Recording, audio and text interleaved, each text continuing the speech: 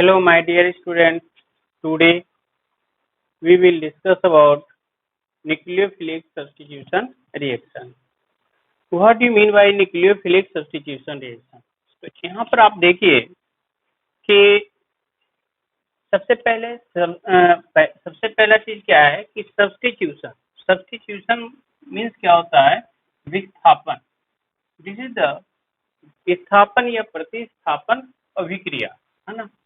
तो इसमें अगर हम न्यूक्लियोफिलिक सब्स्टिट्यूशन रिएक्शन को समझना चाहें तो इसमें आप सबसे पहले एक एग्जांपल के थ्रू आप समझ सकते हो. जैसे मान लेते हैं कि कोई एक सबस्ट्रेट लिया आपने, मान लेते हैं RCH2 एंड X, ठीक है, और इसको आपने किसी न्यूक्लियोफाइल से रिएक्शन कराया, है ना. न्यूक्लियोफाइल, ठीक है, एक न्यूक्लियोफाइल हमने लिया तो रिएक्शन कराया तो होता क्या है कि यहाँ से X रिप्लेस हो जाता है, X रिप्लेस हो जाता है और RCH2 और NU, ठीक है, प्लस X माइनस के फॉर्म में रिप्लेस हो जाता है. ठीक है, अब इसी रिएक्शन को आपको समझना है कि पहले है क्या. तो इसको कहते हैं सबस्ट्रेट, ठीक है ना, सबस्ट्रेट. इसको कहते हैं न्यूक्लियोफाइल, न्यूक्लियोफाइल, ठीक. ये हो जाएगा प्रोडक्ट और ये हो जाएगा लिविंग ग्रुप, लिविंग ग्रुप. किसी भी रिएक्शन में होता क्या है कि जो वहां पर कोई भी एक ग्रुप होता है, उस ग्रुप को उसी के जैसा ग्रुप उसको रिप्लेस करके उसका पोजीशन ले लेता है और इस प्रकार से उसको सब्स्टिट्यूट कर देता है. तो इस रिएक्शन को हम कहते हैं सब्स्टिट्यूशन रिएक्शन. क्योंकि ये रिएक्शन न्यूक्लियोफाइल के द्वारा इनिशिएट होता है, इसलिए इस प्रकार के रिएक्शन को हम कहते हैं न्यूक्लियोफिलिक सब्स्टिट्यूशन रिएक्शन. अब इसमें सबसे पहला एक टर्म आता है, what do you mean by nucleophile. Nucleophile क्या है? तो आप इसमें बताओगे एनी स्पीसीज, है ना, या तो लिखोगे कि the species having negative charge,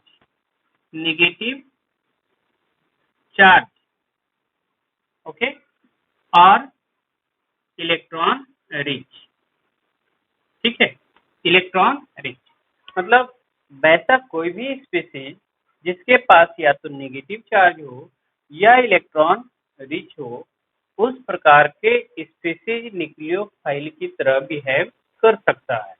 जैसे इसमें एग्जाम्पल आप ले सकते हो. एग्जाम्पल जैसे मान लेते हैं कि OH माइनस है ना, हाइड्रोक्सी लाइन जिसको कहते हैं, है ना, या NH2 माइनस है, एमाइड आयन कहते हैं, ठीक है, या H2O है. तो H2O में कोई चार्ज नहीं है लेकिन यहाँ पर lone pair of electron present है. ओके.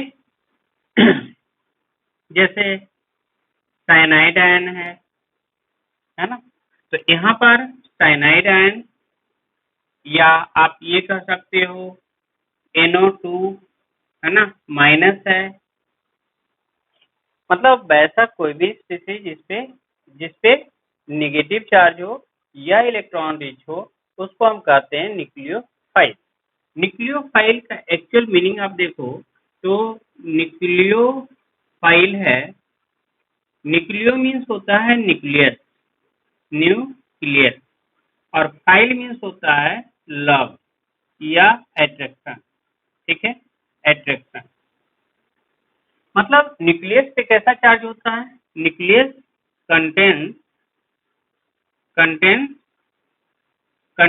कंटेन पॉजिटिव चार्ज, ठीक है, और पॉजिटिव चार्ज के साथ अफेक्शन किसका होगा? नेगेटिव चार्ज को, है ना. तो वैसा कोई भी स्पीसीज जिसपे या तो नेगेटिव चार्ज हो या वैसा स्पीसीज इलेक्ट्रॉन रिच हो, उसको हम कहते हैं न्यूक्लियोफाइल. कोई डाउट? नहीं होना चाहिए, है ना। तो न्यूक्लियोफाइल क्या है ये आपको समझ में आ गया, है ना। फिर से एक बार बता देता हूँ, nucleophile is that species which have negative charge or electron rich is known as nucleophile. Nucleophile कहने का मतलब है न्यूक्लियस लविंग, और न्यूक्लियस लविंग मतलब हो गया कि जिसके पास नेगेटिव चार्ज हो उसी को न्यूक्लियस से लव होगा। ओके, ये है आपको न्यूक्लियोफाइल। इसमें दूसरा पार्ट आता है leaving group. What do you mean by living group? अगर आप लिविंग ग्रुप की बात करते हो, लिविंग ग्रुप, लिविंग ग्रुप मतलब क्या? डिपार्टिंग ग्रुप, मतलब यहाँ पर सबस्ट्रेट मॉलिक्यूल को आसानी से जो मॉलिक्यूल या जो ग्रुप छोड़ देता हो उसको हम कहते हैं लिविंग ग्रुप, है ना। तो लिविंग ग्रुप पे ही इसका रेट ऑफ रिएक्शन डिपेंड करेगा। जितना ये सबस्ट्रेट को आसानी से छोड़ देगा उसका रेट ऑफ रिएक्शन उतना ही फास्ट होगा। ओके, लिविंग ग्रुप मतलब which depart the substrate molecule या the group which depart the substrate molecule is known as living group। Okay, leaving group क्या है? अब यहाँ पर आप देखो लिविंग ग्रुप के बारे में, अगर आप इस रिएक्शन को आप कंसिडर कर रहे हो, इस रिएक्शन को यदि आप कंसिडर कर रहे हो तो यहाँ पर ये पूछा जा सकता है कि क्या न्यूक्लियोफाइल, यहाँ पर ये x is the leaving group, तब ये बोलोगे यस, है ना, कि चूंकि ये सबस्ट्रेट को, है ना, ये ग्रुप इसको डिपार्ट कर रहा है, ये छोड़ रहा है ना, लीव कर रहा है, तो इसको हम लिविंग ग्रुप के नाम से जानते हैं। ओके, अब आइए यहाँ पर कि अगर कोई पूछता है कि which one is the best leaving group, which one is the best leaving group, जैसे अगर आपको पूछा जाए कि एक क्वेश्चन दे देते हैं कि OH माइनस है और यहाँ पर A में और B में है NH2 माइनस, ठीक है, और इसमें अगर आपको पूछा गया है कि which one is the best leaving group, इसको कैसे आप बताओगे? तो आपको इसमें देखना पड़ेगा दो कंडीशन को, है ना।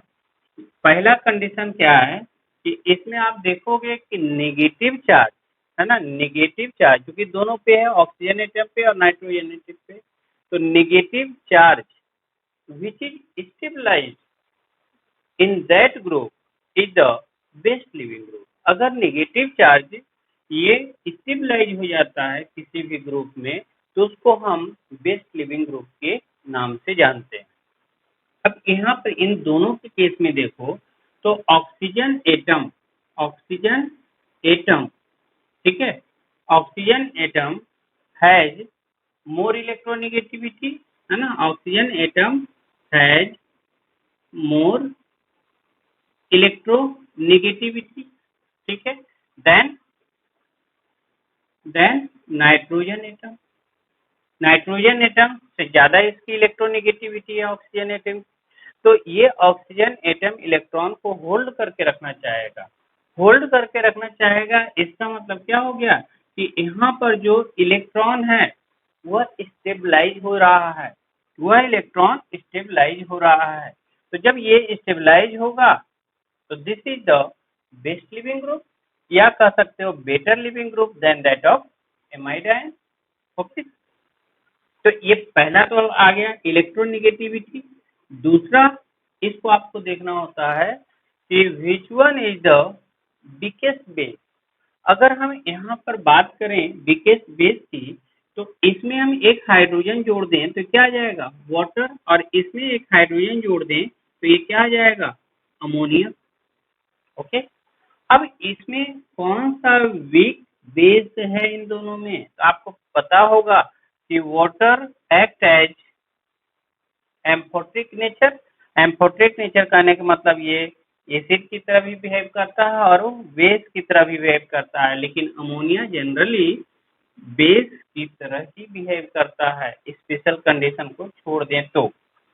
तो यहाँ पर अगर वाटर और अमोनिया के का हम कंपेयर करें तो यहाँ पर वाटर जो है यह क्या हो जाएगा, वाटर क्या हो जाएगा, ये वीक बेस होगा, वीक बेस होगा, है ना, वीक बेस।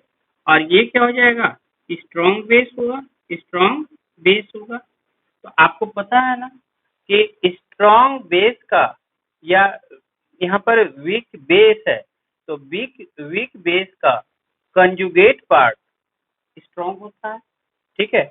या कह सकते हैं स्ट्रॉन्ग बेस है तो स्ट्रॉन्ग बेस का कंजुगेट पार्ट वीक होता है ना।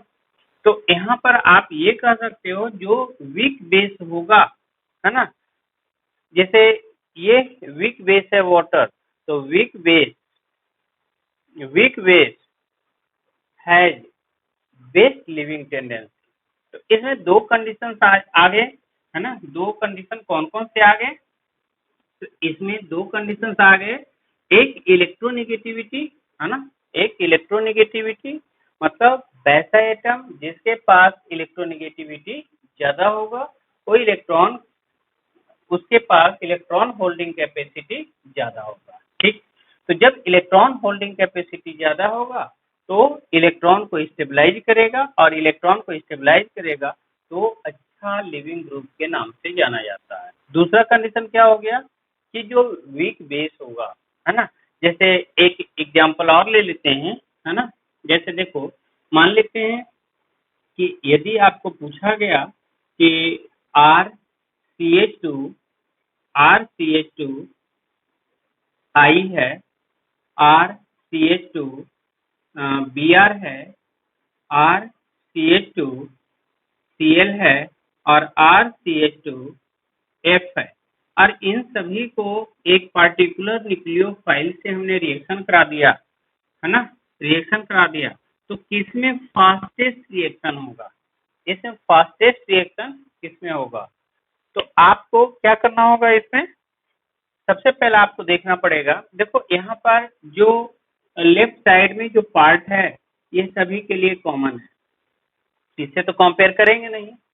न्यूक्लियोफाइल सभी के लिए सेम न्यूक्लियोफाइल से रिएक्शन कराया जा रहा है तो ये भी कॉमन हो गया। तो जब ये भी कॉमन हो गया, ये भी कॉमन हो गया, तो इन दोनों पार्ट को हमें छोड़ना पड़ेगा। कंपेयर करने के लिए सिर्फ ये वाला पार्ट है, हेलोजन वाला पार्ट। तो हेलोजन पार्ट को हम देखेंगे कि इसमें कौन सा बेस्ट न्यूक्लियोफाइल है, सॉरी बेस्ट लिविंग ग्रुप है।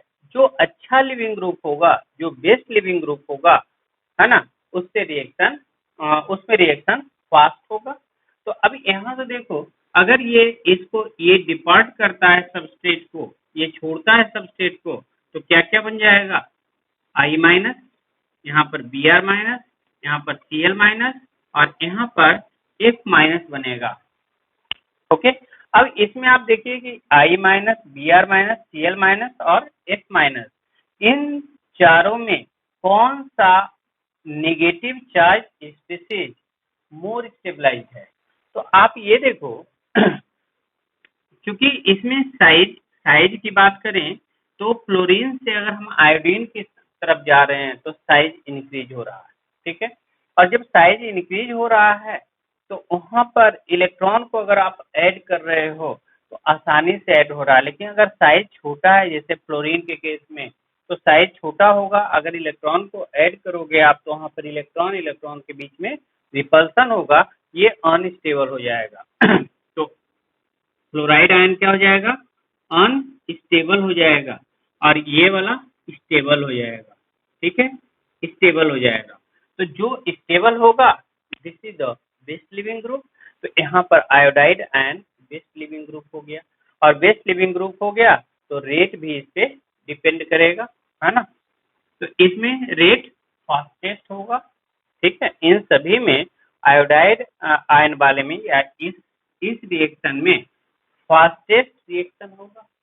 ओके, इसको दूसरे तरीके से भी समझ सकते हो, जैसे इन सभी का एसिड ले लो, जैसे HF है, HCl है, HBr है और HI है, ठीक है।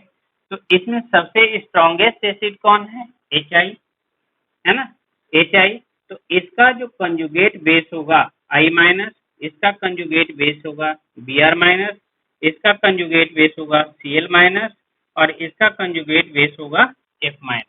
ठीक है, तो चूंकि ये बिगेस्ट एसिड है, सॉरी स्ट्रॉन्गेस्ट एसिड है, तो जब स्ट्रॉन्गेस्ट एसिड है ये तो स्ट्रॉन्गेस्ट एसिड का, है ना, कंजुगेट बेस क्या हो जाएगा? वीक हो जाएगा। तो जब कंजुगेट बेस वीक हो जाएगा तो यहाँ पर भी दोनों कंडीशन अप्लाई कर रहे हैं। आयोडाइड आयन चार्ज को स्टेबलाइज करता है तो बेस लिविंग ग्रुप है, और दूसरा चीज ये इसका मतलब HI, इसका कंजुगेट बेस जो आयोडाइड आयन है, मतलब स्ट्रॉन्ग एसिड का कंजुगेट बेस क्या होगा? वीक होगा। तो इन सभी में मतलब iodide ion, bromide ion, chloride ion, fluoride ion, इन चारों हैलाइड आयन में iodide ion is the weakest base, और चूंकि ये वीकेस्ट बेस है और चार्ज को स्टेबलाइज करता है, तो ये दोनों कंडीशन के कारण, है ना, इसमें रिएक्शन फास्टेस्ट होगा, है ना। तो इसमें थोड़ा सा एक चीज और देख लेते हैं।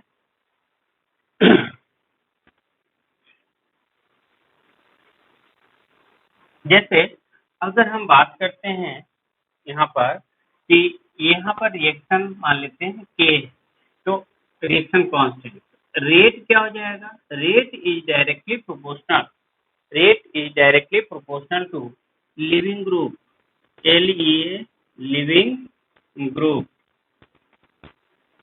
है ना, लिविंग ग्रुप या लिविंग ग्रुप टेंडेंसी, टेंडेंसी, जो जितना जल्दी ग्रुप को या सबस्ट्रेट मॉलिक्यूल को लीव करेगा उसका रेट उतना ही फास्टेस्ट होगा, उसका रेट उतना ही फास्टेस्ट होगा।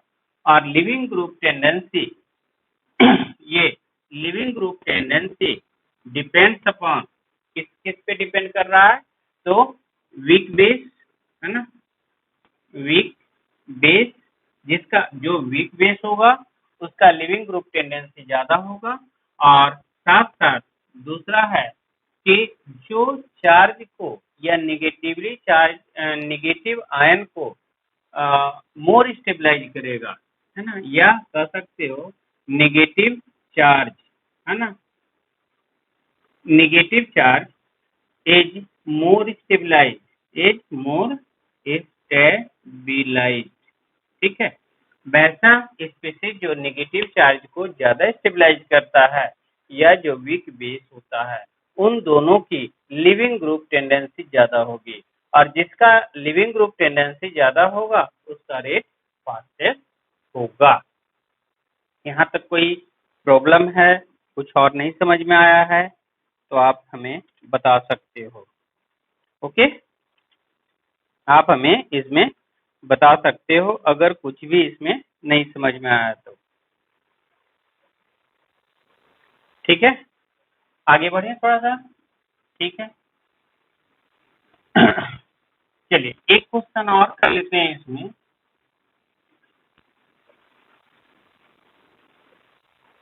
एक क्वेश्चन और कर लीजिए, देखिए which one is the which one has which one has better living group, which one has better living group, और उसमें आपको चॉइस में मैं दे रहा हूँ ए, है ना, ए में है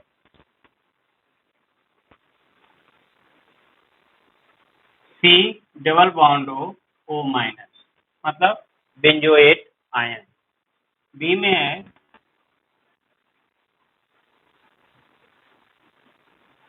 S double bond O minus, ठीक है, मतलब सल्फोनेट आयन। और सी में है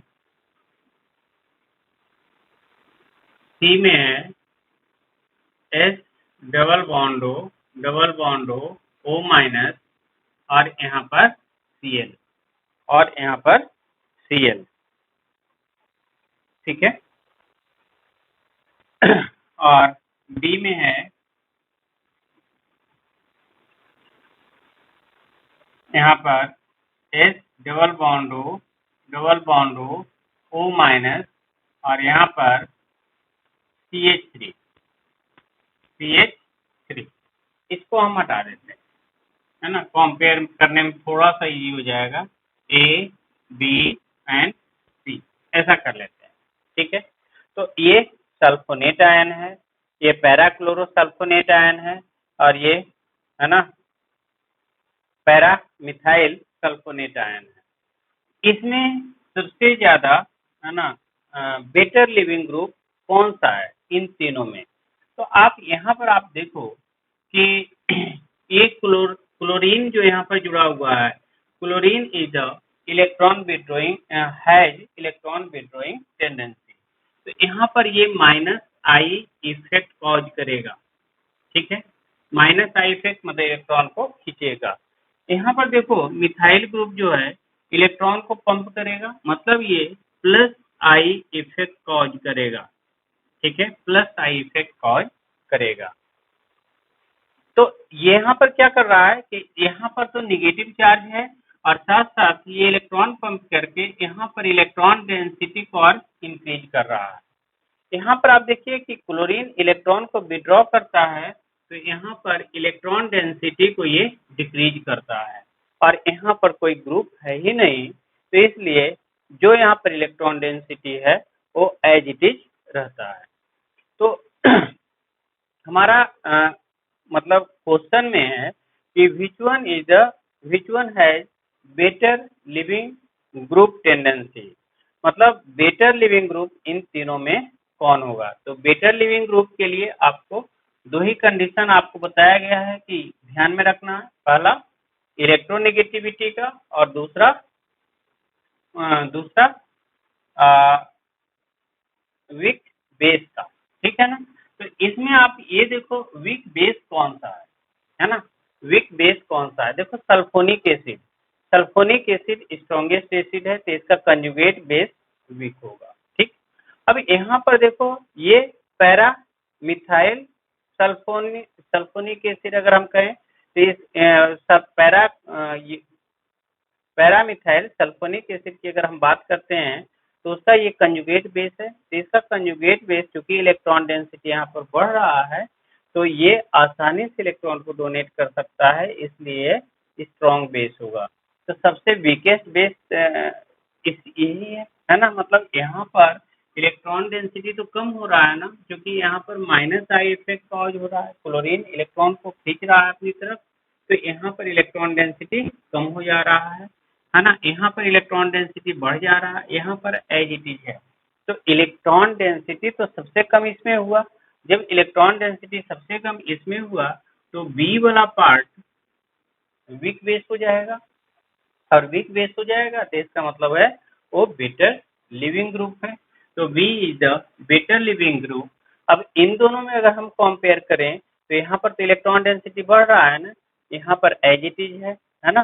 तो इसके बाद इलेक्ट्रॉन डेंसिटी कम इसी में होगा, इसमें तो ज्यादा होगा, तो वीक बेस ये आएगा। तो इसमें हम कहेंगे ए और फिर कहेंगे सी, ठीक है, सी। तो this is the leaving group या leaving group tendency, leaving group increase हो जाएगा या लिविंग ग्रुप टेंडेंसी इंक्रीज हो जाएगा। एक चीज और इसमें आपको बता दूं, इस पार्ट को है ना, जैसे ये टॉल्यूइन है और ये सल्फोनिक एसिड है, तो इसको मिला के कहते हैं टोसाइल, है ना, टोसाइल ग्रुप। और टोसाइल को हम सिंपली लिखते हैं TS ऑर्गेनिक में, और चूंकि यहाँ पर O- है तो O- जोड़ देते हैं, है ना, ठीक है। तो TSO- इज द, है ना, best leaving group in organic chemistry. इसको आपको थोड़ा सा ध्यान में रखना होगा, ठीक है। इसमें एक चीज और आपको हमें बताना है, एक चीज और बताना है, वो है क्या चीज कि जैसे कोई भी न्यूक्लियोफिलिक सब्स्टिट्यूशन रिएक्शन होता है, कोई भी न्यूक्लियोफिलिक सब्स्टिट्यूशन रिएक्शन होता है तो उसमें सेकेंड देखिए, अब देखिए इसमें फाइनली आपको एक बार समराइज करके बता दूं कि कोई भी न्यूक्लियोफिलिक सब्स्टिट्यूशन रिएक्शन होता है जैसे RCH2X, और इसमें आपने न्यूक्लियोफाइल से रिएक्शन कराया तो बन गया RCH2NU और प्लस X माइनस, यही बन गया। अब इसमें ऐसा हुआ क्यों? तो यहाँ पर आप देखो X पे क्या होगा, शेड पे इलेक्ट्रॉन खींचेगा नेगेटिव चार्ज और यहाँ पर पॉजिटिव चार्ज। जब ये पॉजिटिव चार्ज है तो न्यूक्लियोफाइल का अटैक इस पे होगा और ये यहाँ से लीव करेगा। मतलब यहाँ पर कार्बन क्या है, एक न्यूक्लियोफिलिक सेंटर जनरेट हो गया यहाँ पर, मतलब अटैक न्यूक्लियोफाइल का अटैक इसी कार्बन पर होगा, इसी कार्बन पर होगा और ये ग्रुप को डिपार्ट करेगा और ये यहाँ पर जुड़ जाएगा। तो इस प्रकार के रिएक्शन को हम कहते हैं nucleophilic substitution nucleophilic substitution reaction. अब इसमें एक क्वेश्चन और आता है ना, क्वेश्चन ये आता है कि कोई भी एक क्वेश्चन है कि हेलो अल्केन मान लेते हैं RCH2X, यही है हेलो अल्केन है। हेलो अल्केन को हम पोटेशियम साइनाइड के साथ रिएक्शन कराते हैं तो बनता क्या है, RCH2 और CN और प्लस पोटेशियम हाइलाइड। और अगर हम RCH2X को सिल्वर साइनाइड से रिएक्शन करा देते हैं तो बनता है RCH2NC प्लस, है ना, AgX। ऐसा क्यों, ये पूछा जाता है कि ऐसा क्यों हो रहा है। तो आप ये देखो, potassium cyanide is ionic in nature, लेकिन अगर हम सिल्वर साइनाइड की बात करें तो यहाँ पर क्या होता है, ये कोवैलेंट कंपाउंड हो जाता है। दिस इज द कोवैलेंट और दिस इज द आयनिक, है ना। यही मेन एक रीजन है कि यहाँ पर साइनाइड बनता है और यहाँ पर आइसोसाइनाइड बनता है। अब देखो यहाँ पर क्या हो रहा है कि अगर RCH2X को हम पोटेशियम साइनाइड के साथ रिएक्शन कर रहे हैं तो नाइट्रोजन के पास भी लोन पेयर इलेक्ट्रॉन है और कार्बन के पास नेगेटिव चार्ज है। अब इन दोनों में बात आती है कि कौन इसको, इस पॉजिटिव सेंटर को अपना इलेक्ट्रॉन देगा, पहले कौन देगा। तो आपको ये पता होना चाहिए कि वैसा एटम जिसकी इलेक्ट्रोनेगेटिविटी कम होगी वो आसानी से इलेक्ट्रॉन को डोनेट कर सकता है, क्योंकि उसको इलेक्ट्रॉन पे होल्ड करने की टेंडेंसी कम हो जाएगी, तो ये आसानी से इसको इलेक्ट्रॉन देगा। ये यहाँ से इसको देगा और ये यहाँ से लीव कर जाएगा। तो लीव कर जाएगा तो क्या बन जाएगा, CH2 और यहाँ पर आ गया CN और प्लस X माइनस। ओके, लेकिन अगर बात आती है इस रिएक्शन की, मतलब RCH2X और प्लस अगर सिल्वर साइनाइड से हम रिएक्शन कराते हैं तो यहाँ पर कोवैलेंट नेचर होने के कारण कार्बन पे नेगेटिव चार्ज का जनरेशन नहीं हो पाता है। और जब कार्बन पे नेगेटिव चार्ज का जनरेशन नहीं हो पाता तो इसके पास कोई भी लोन पेयर भी नहीं है, तो यहाँ पर ये पॉजिटिव सेंटर पे अटैक नहीं करेगा।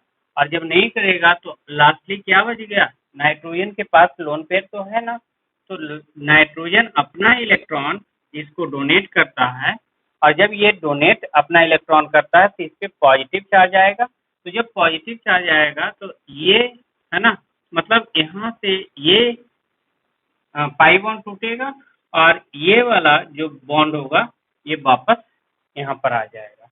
तो कुल मिला के यहाँ पर कह सकते हो कि RCH2 और N ट्रिपल बॉन्ड C बनता है और प्लस सिल्वर हैलाइड निकल जाता है। तो ये ध्यान में रखना है।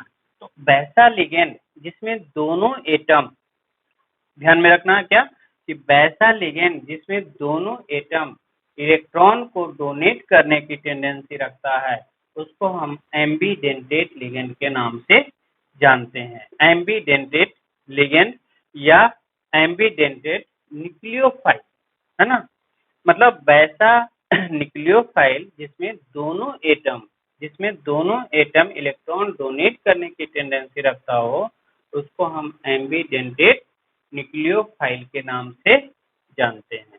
तो यहाँ पर अब बात वही आती है कि कौन पहले इलेक्ट्रॉन को डोनेट करेगा। तो जिसकी इलेक्ट्रोनेगेटिविटी कम होगी और उस पर अगर कोई चार्ज है तो पहले इलेक्ट्रॉन को डोनेट करेगा, जैसे यहाँ पर साइनाइड आयन के केस में हुआ। लेकिन अगर सिल्वर साइनाइड की बात हमने किया तो यहाँ पर कोवेलेंट बॉन्ड होने के कारण ये आसानी से नहीं टूटेगा, तो कार्बन के पास यहाँ पर कोई लोन पेयर इलेक्ट्रॉन नहीं है, अतः नाइट्रोजन का लोन पेयर इलेक्ट्रॉन इस पे अटैक करेगा और सिल्वर साइनाइड के केस में यहाँ पर आइसोसाइनाइड बनता है, जबकि पोटेशियम साइनाइड के केस में साइनाइड बनता है। ओके, आई होप आप लोग को समझ में आया होगा, है ना। अगर कहीं पर भी कोई क्वेरीज हो तो आप कमेंट में डाल सकते हो, आप वहां से भी पूछ सकते हो। Okay, thank you so much dear.